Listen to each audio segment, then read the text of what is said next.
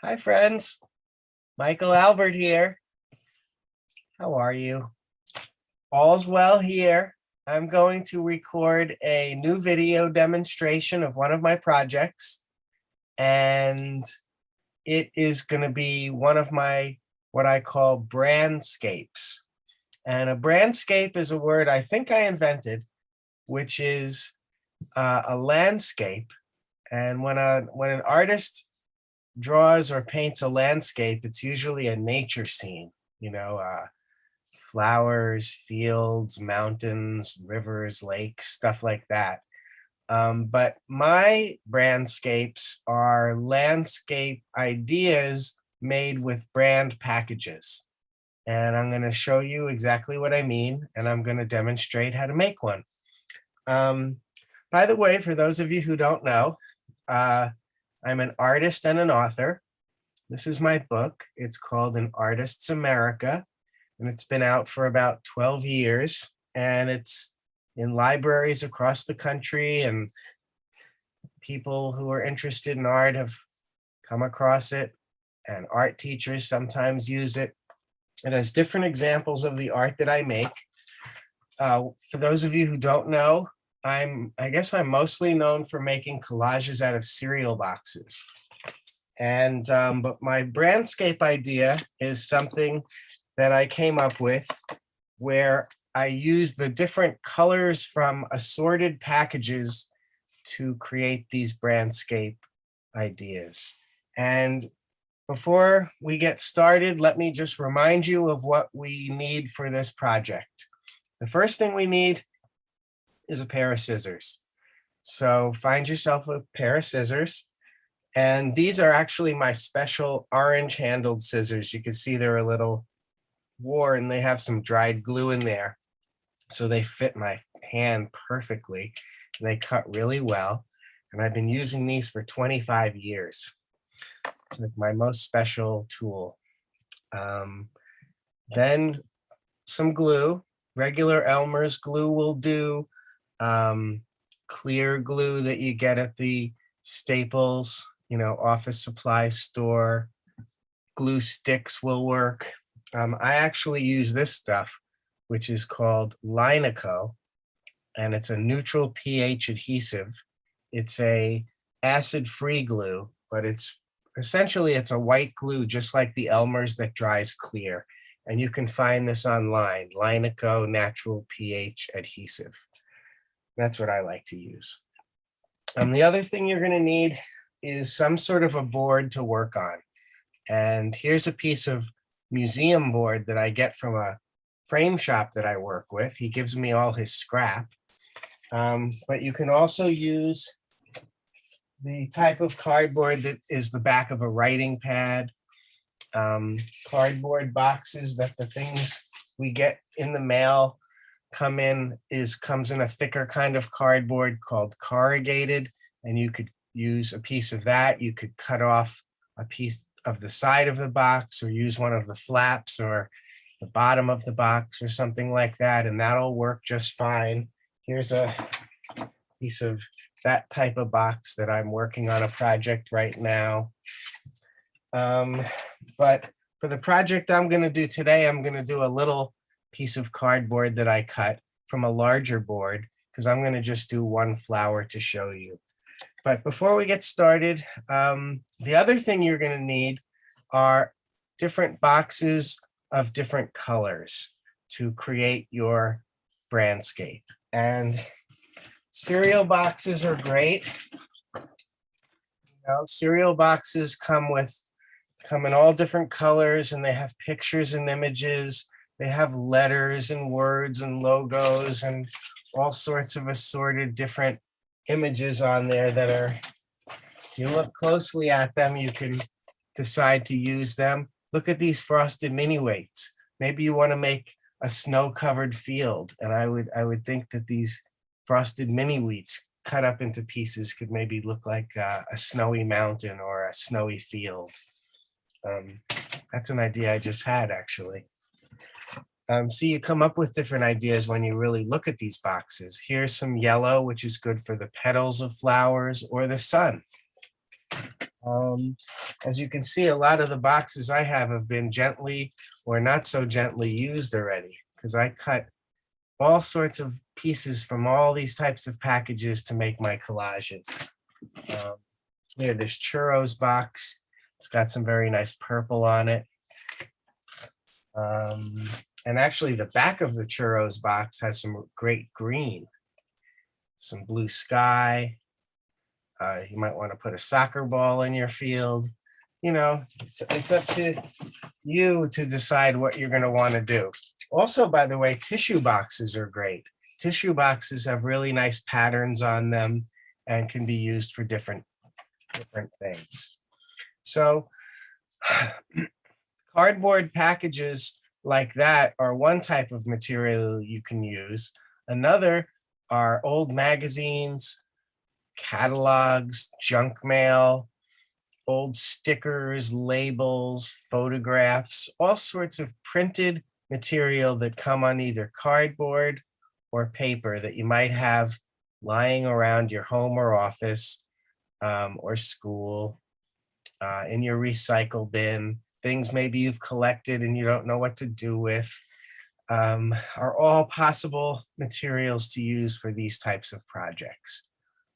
So let's get started with one of the Branscapes. I did want to show you a couple of ideas first, and then I'll show you how I make one. So this was one of my first Brandscape ideas, which is sunflowers.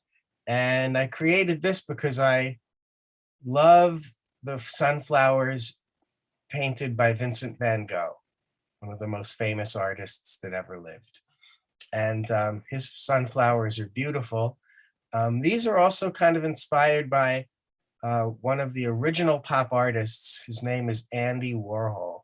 And if you look up Andy Warhol and his flowers, you'll see he did some of his silkscreen paintings of flowers, and they don't really look realistic, you know? Van Gogh's sunflower paintings are realistic in a way, but Andy Warhol's are not. And mine actually aren't really realistic. I mean, maybe when you look at this, you could tell that these are sunflowers, but also when you look closely, you see that they have words on them and different images. And you can tell that the pieces that I've used to create this sunflower collage are from different packages, you know? So I even put a bee down here buzzing around, which comes from the honey made graham crackers.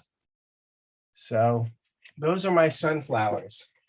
One more that I wanted to show you before we get started is this, and these are poppy flowers.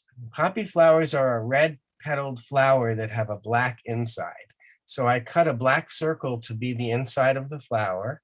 I cut red pieces to represent the petals. I cut green to be the stems and a lighter green to be the leaves. And then an assortment of blue pieces to represent the sky in the background. These 7 little pieces of yellow represent the sun. And one thing I always do in my collages is over here, you could see that I put my initials M.A. for Michael Albert as a way to sign my collages. I always sign the back of my work with my autograph. I write the date and the title of my work, and sometimes I even put other information on there, but I never write on the front of my collage.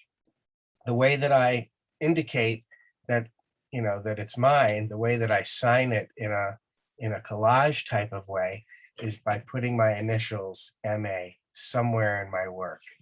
Actually, if you look at the sunflowers I just showed you, the M.A. is a little harder to find. It's actually down here, M.A. Can you see that? But when you kind of look at it from afar, it's hard to see. So hopefully you have your materials collected. If not, you could pause this video and see what you have lying around. Get your scissors and glue and a board, and we'll start working. So I'm going to be working on a single flower collage on a little piece of cardboard like this. And I actually have cut some pieces to save a little time. And I'll show you that I I found this green on one of the boxes and I made a little stem. Okay, so what I'm going to do now is take my glue and put it on the piece.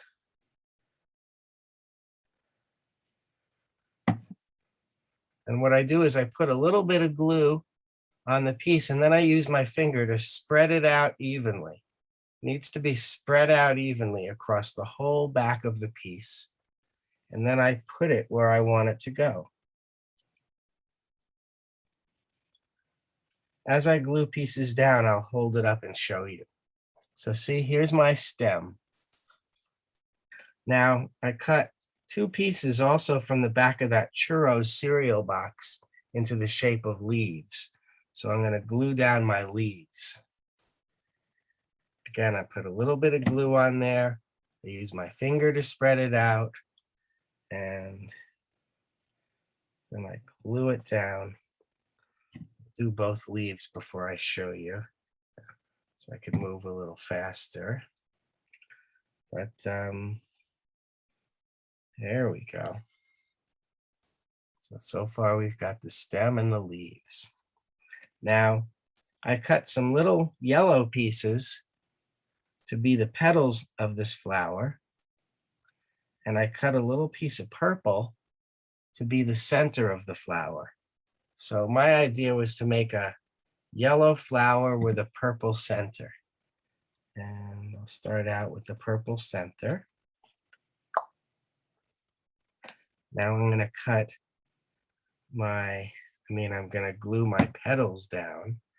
And one thing I didn't mention was that often when I make my art, I do things in series of 7s. So I decided while I was getting these pieces ready for this collage that I was going to pick 7 yellow pieces to represent the 7 petals. And I can show you again on my sunflowers that the 7s that I did, there's 7 sunflowers. And each of those 7 sunflowers have 7 petals. And the sun that I showed you on those poppy flowers was made of 7 pieces of yellow. So that's just something I do as an artist. I'm not exactly sure why, but I do it. 1, 2, 3, 4, 5, 6. Here's 6 so far. I'll do one more. Let's see. And okay, so there we go with the yellow purple flower.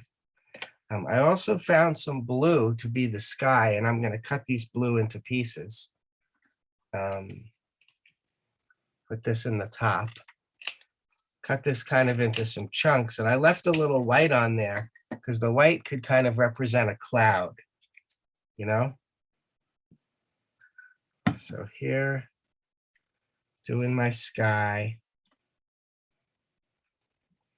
My pieces are always mosaic, which means I don't layer them. I don't glue pieces on top of each other. I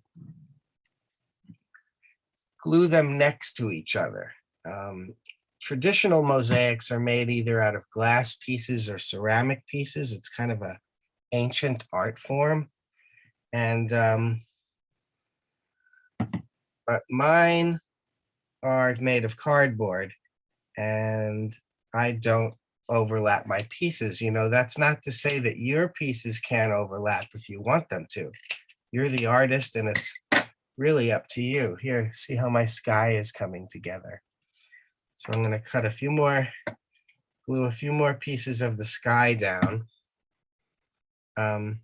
I like to really fill in most of my pieces and not leave a lot of space, but we're working pretty fast right now for this video, so I'm just kind of giving you an idea of what to do. I'm not gonna be able to totally finish it because I like really filling in little pieces to call my work finished. But I think you get the idea that the blue pieces with the white represents the sky and the clouds.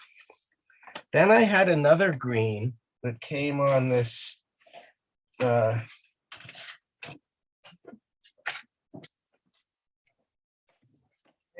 organics cornflakes box. You can see there's some other, it's a little bit lighter green. It's nice. And I am going to use that to represent the grass at the bottom of my collage. Again, I'm put glue on every single piece. And I use my finger and I spread it out. You know, I found an A to represent the my initial for my last name, Albert. And what I wanted to show you is that I was going to use this piece to make my own M, because sometimes I cut out the letters that I find, and other times I create my own letters. So here, watch how I make a little M out of this little piece.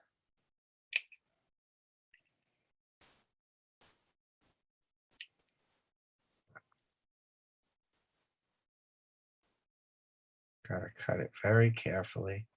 Takes a lot of practice. And so here's my M. Put a little bit of glue on there. And I'm gonna put it just over the A. And then I cut a couple of little pieces of this same green color that I wanted to represent grass. And I'm gonna fill in the bottom of it over here. And I'll show you what I got. Kind of has a little grass-like effect. It's pretty fun.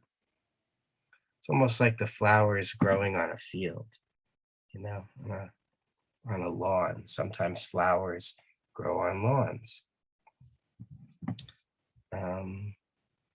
So I think you're getting the idea. You know, a flower is really just one idea that you can try, but you could also try a tree, a mountain, a river. Here we go. And oh, you could see this piece hanging off the edge over here. What I do is I trim it from the back. And like I said, I'm not done yet, but I have the flower. I have some of the sky. I have my initials MA down here. I've got some grass, and I'm still going to fill in some of these white spaces. But that's really how I do it. So think about what type of flower or natural scene that you want to create for your collage. And let me show you just a couple more of my originals just to give you some more food for thought. Here's one. It's actually a tree. I cut from a brown box, maybe a Cocoa Puffs box or a Hershey's chocolate box, the tree trunk, and I cut it into kind of an unusual shape. I used green to represent the leaves on the tree and a light blue to be the faraway sky and some dark blue pieces to represent the closer sky. You could see my initials MA up here, and they're kind of shiny. Can you see that? Because I think they were from a Reynolds Wrap box. Reynolds Wrap has a metallic type blue with silver, and I used the silver letters. So when the light hits it, it shines like that. It actually looks pretty cool, you know? And then I used some green pieces that have some writing on them to represent the ground, the ground that the tree is growing on. I think I mentioned earlier that you could use tissue boxes. This one is called 3 Flowers by the Sea. So I created 1, 2, 3 flowers. This is an image of a mountain in the distance that was on some package. But over here is a sailboat in the water, and that was actually from a tissue box. So I created a flower scene using some other images from different packages that I had. And then up top over here, whoops, is my MA, which actually comes from the Wegmans brand logo. I don't know if you have Wegmans near you, but it's a big supermarket chain. It's upstate New York, and it's in a bunch of states now. Here's one called Autumn in Allentown, where I cut brown pieces again to represent trees. And then I use some autumn colors, yellow, orange, a little bit of green. It stays green until all the green turns.